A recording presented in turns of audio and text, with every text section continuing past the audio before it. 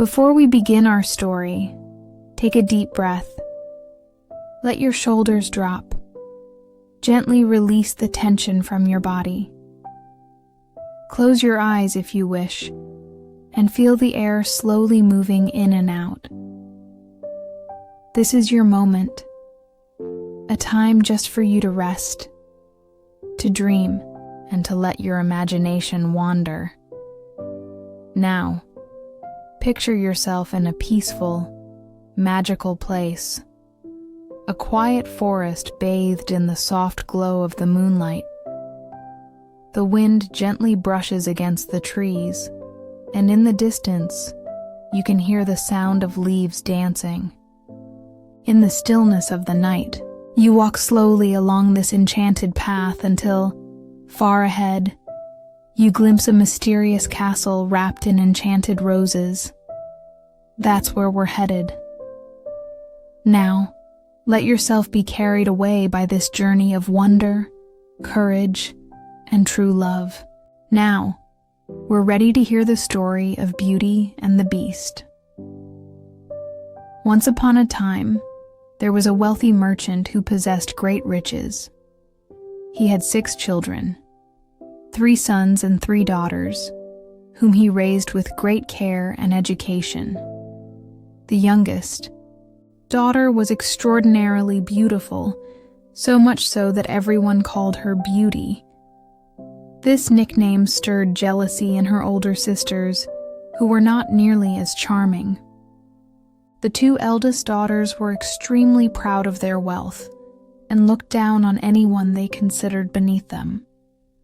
They acted as if they were superior and refused to visit the daughters of other merchants, choosing only to associate with people of high status.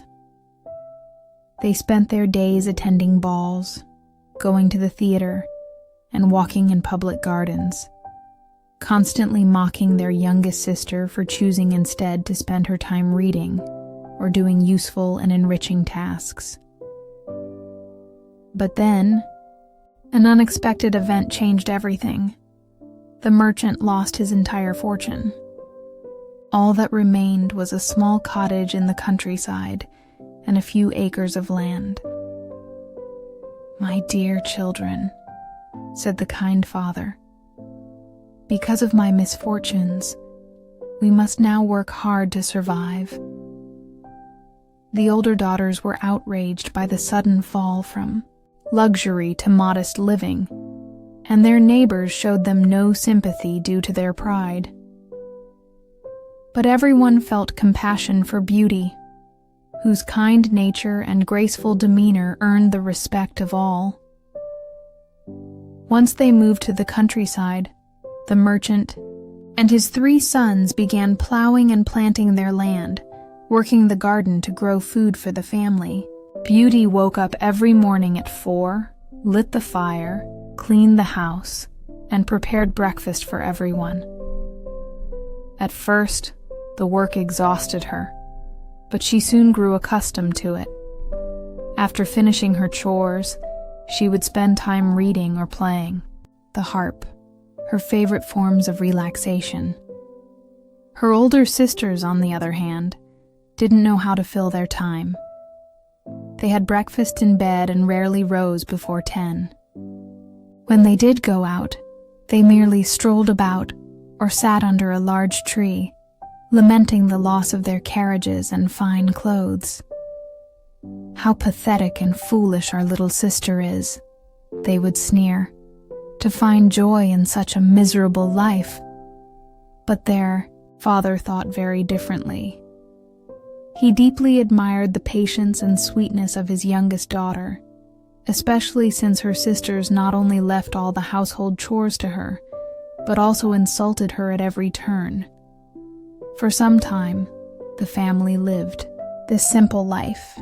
Then one day, the merchant received joyful news.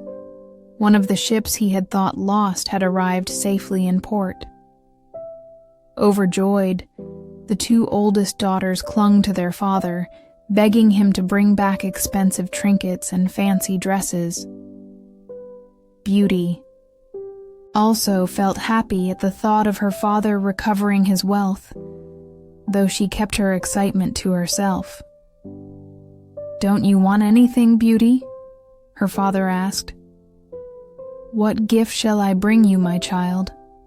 With a humble smile, she replied, "All I would like is a single rose, father. We have none growing in our garden." The merchant then set out for the port. However, upon arriving, he found himself entangled in a dispute with dishonest men over his cargo.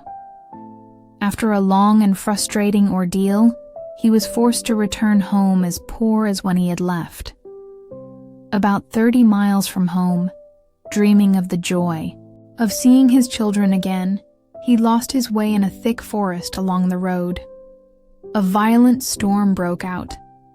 Rain, snow, and wind battered him relentlessly, even knocking him off his horse twice. As night fell, he feared he would perish from cold or hunger. Not by chance he saw a faint light in the distance, shining at the end of a long avenue. He hurried toward it, and soon came upon the gates of a grand palace. Strangely, the courtyards were deserted. He tied up his horse and walked toward the house, entering cautiously. To his amazement, not a single soul could be seen. He wandered into a large hall where a warm fire burned, and a table was set with an abundant meal. Soaked to the bone, he approached the fire to warm himself. "I hope," he said aloud, "that whoever lives here will forgive me for this liberty. Surely, someone will appear soon." He waited a long while, but no one came. Finally, the clock struck 11. Driven by hunger and thirst, he helped himself to some roast chicken and a few glasses of wine. Trembling with fear the entire time, he stayed by the fire until midnight. But still, not a single person appeared. Gaining a little courage, he decided to explore further. He opened a magnificently furnished room, which led to another with a comfortable bed. Completely exhausted, he undressed and fell fast asleep. It was 10 the next morning when he finally awoke. As he began to dress, he noticed a new set of clothes had replaced the ones that had been soaked the night before. Surely, he thought, this palace must belong to some kind fairy who took pity on my desperate situation. He returned to the dining hall, where he found an even more lavish breakfast waiting. After enjoying the delicious meal, he went out to find his horse. As he passed one of the garden arbors covered in roses, he picked a small bouquet for Beauty. In that very moment, a terrifying beast appeared with a dreadful snarl. It cried out, "Ungrateful man! I saved your life, gave you shelter from the storm, and in return, you steal my roses, more precious to me than all the riches you see. For this offense you shall die at once." The merchant fell to his knees, hands clasped. "My lord," he pleaded, "I beg your forgiveness. I didn't mean to offend you. I only picked a rose for one of my daughters who longed for one." "I am no lord but a beast," replied the monster. "I care little for flattery. I prefer honesty. So don't think you can win me over with compliments. You say you have daughters. Very well, I will forgive you on one condition. That one of them comes here and takes your place, giving her life in exchange for yours. Do not argue with me. Just go, and if none of your daughters agrees, you must swear to return in 3 months." The merchant agreed, but added the beast, "I will not let you leave empty-handed. In the room where you slept, you'll find an old, empty chest. Fill it with whatever valuables you choose, and I will have it delivered to your home." With that, the beast withdrew, leaving the merchant deep in thought. If I am to die, he reasoned, at least I can leave something behind for my children. So, he filled the chest with gold. Mounting his horse, he departed from the enchanted palace with sorrow equal to the joy he had felt upon entering. The horse, as if guided by magic, found its way through the forest, and in just a few hours they reached the merchant's cottage. His children rushed to greet him, but instead of embracing them joyfully, he broke into tears as he looked upon their faces. In his hand, he held the bouquet of roses, which he gave to Beauty, saying, "Here, my dear, are the roses you asked for, but you can't imagine the price your poor father paid for them." And then he told them everything that had happened at the Beast's palace. "Well, father," said Beauty, "since the beast will accept either you or one of your daughters, I will go in your place. It was because of me that you got into this trouble." The merchant tried in vain to dissuade her, but Beauty was resolute. Her older sisters, secretly jealous of her kind and gentle nature, were inwardly delighted. The merchant was so distraught that he forgot about the promised treasure. But when he retired for the night, he discovered the chest full of gold beside his bed. He kept it secret from the older sisters, revealing it only to Beauty. When the 3 months had passed, the merchant and Beauty set off for the beast's palace. On that day, the 2 older sisters rubbed onions in their eyes to appear as though they were crying, while the merchant and his sons shed genuine tears. They arrived at the palace within a few hours. Upon entering a grand room, they found a lavish feast laid out and eagerly sat down to eat. Beauty was nervous, but her good conscience gave her courage. After dinner, the beast appeared. "Have you come of your own free will?" he asked. Trembling, she answered, "Yes." "You are a good girl," he replied, "and I thank you." Then turning to her father, he said, "You may leave tomorrow morning, but take care never to return." With that, he left. That night, father and daughter bid each other a sorrowful good night, both certain they wouldn't sleep. Yet as soon as their heads touched the pillows, they fell into a deep slumber and didn't wake until morning. During the night, Beauty had a dream. A radiant lady appeared and said, "I am very pleased with the selfless love you've shown by offering your life to save your father. It will not go unrewarded." Beauty told her father about the dream, and while it gave him a small measure of comfort, he could not part from his beloved daughter without shedding the bitterest tears. Beauty explored many parts of the palace, eventually coming to a door marked Beauty's Room. Inside, she found a vast library filled with books to enlighten the mind, along with exquisite musical instruments whose melodies echoed sweetly through the vaulted halls.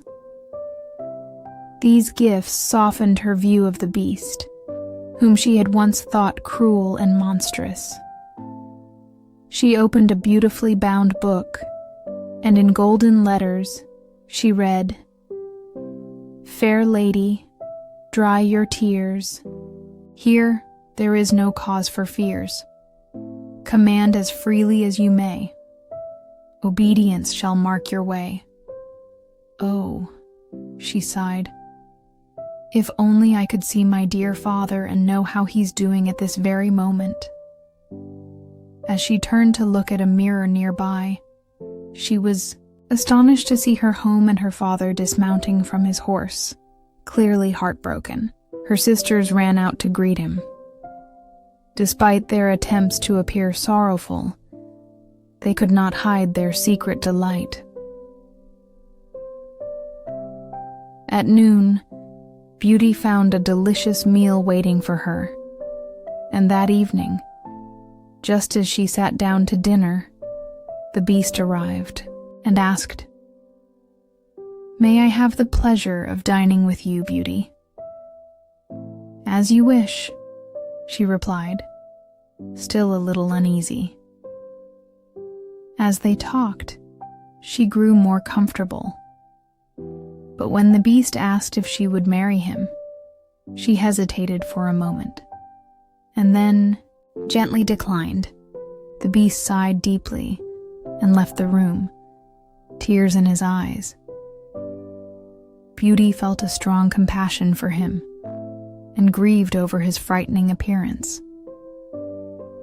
One day, she told him, "You trouble me deeply, and though I cannot love you, I will always respect you for the kindness and care you show me." He made her promise not to abandon him entirely. "I won't," she replied, "but I long to see my father again. If you deny me this, I fear I may die of sorrow. Promise me," said the Beast, "that you will return in 1 week. Tomorrow morning you will be reunited with your father. When you wish to come back, simply place your ring on the table before you go to sleep." With those words, he took his leave. When Beauty awoke the next morning, she found herself in her father's home. Alongside their joyful reunion, there was also a chest filled with fine clothes, pearls, and diamonds, gifts from the Beast. Note: the original version omits her time at home, and the sister's attempts to persuade her to stay longer, jumping straight to her return. Beauty soon placed the ring on the table and almost immediately drifted back into sleep. The next morning, she awoke in the Beast's palace once again.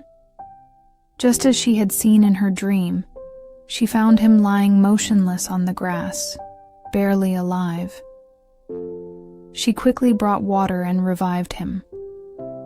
Slowly, the Beast opened his eyes and said weakly, "Beauty, you forgot your promise. I had decided to starve myself to death, but seeing you again gives me life." "Oh no, my dear Beast, you must not die," cried Beauty. "You shall live and become my husband."